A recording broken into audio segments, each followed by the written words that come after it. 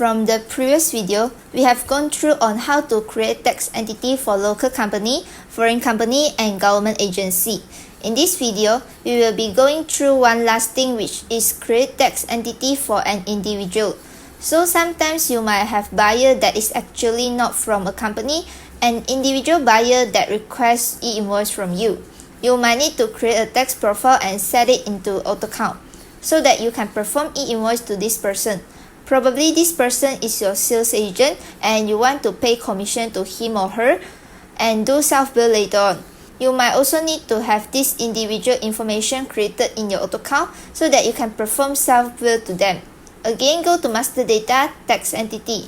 Click on New, Classification, we choose Individual. If you have TIN, you can input it, or else a general TIN will be used. Next will be Identity Type. Let's say this is a Malaysian. We can choose My Card and input the IC number without dash. Fill in the rest of the information, for example, address, postcode, city, state, country, phone, and email. After that, click on Save. And you are done in creating tax entity for an individual.